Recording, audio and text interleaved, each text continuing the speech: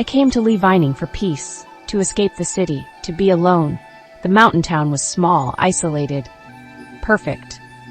The houses huddled together, dwarfed by the vast wilderness. I felt a thrill, a sense of starting anew. Here, surrounded by towering pines and silent valleys, I could finally breathe. My cabin was a mile from town, nestled deep in the woods. It was old, with creaking floorboards and a wood-burning stove. The air inside was musty, filled with the scent of pine needles and damp earth.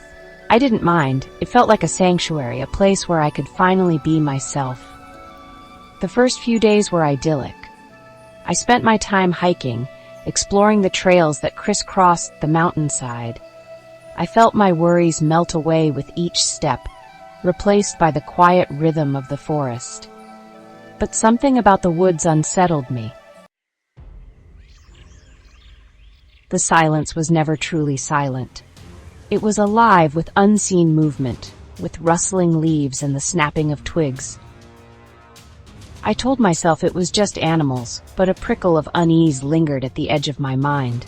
I began to notice things, small details that sent shivers down my spine. One evening, as dusk settled over the mountains, I saw it. A flicker of movement in the trees at the edge of the clearing.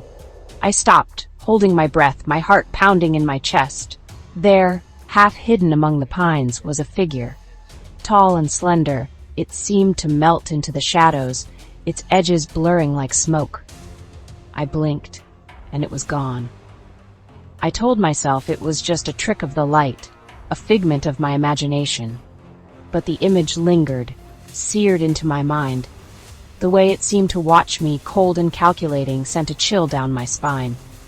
That night, I lay awake for hours, listening to the wind howling through the trees, imagining eyes peering through the darkness.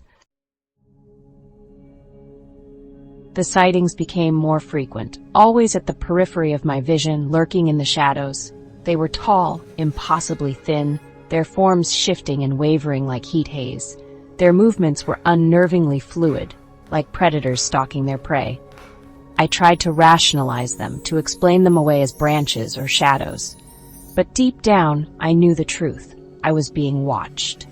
The woods, once a source of peace, now filled me with dread. I stopped hiking, afraid of what I might encounter.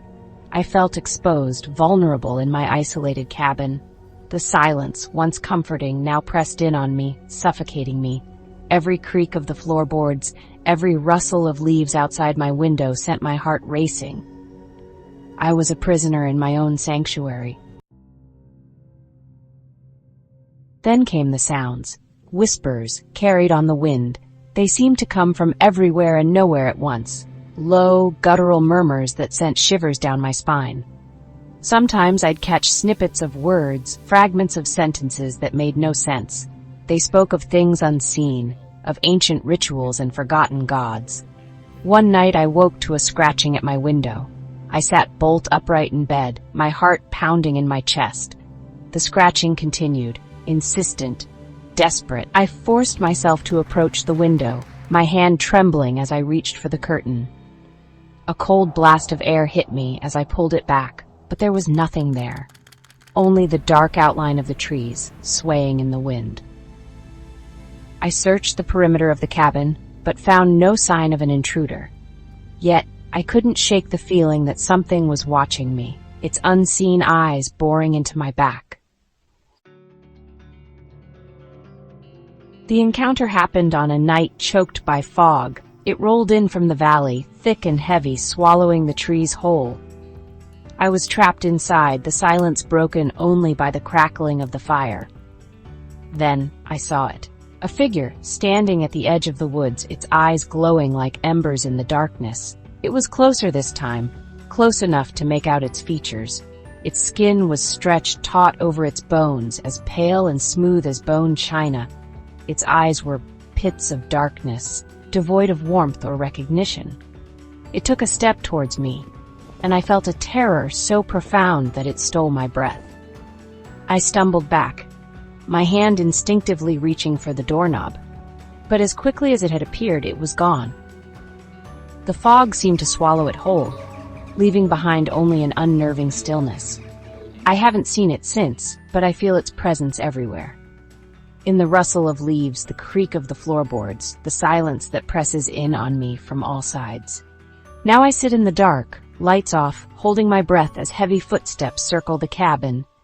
There's more than one out there. I can feel them, brushing against the walls, testing the windows. I came here for solitude. Now I think they're gonna give it to me. Forever. Because they move when I blink, and I'm running out of time to keep my eyes open.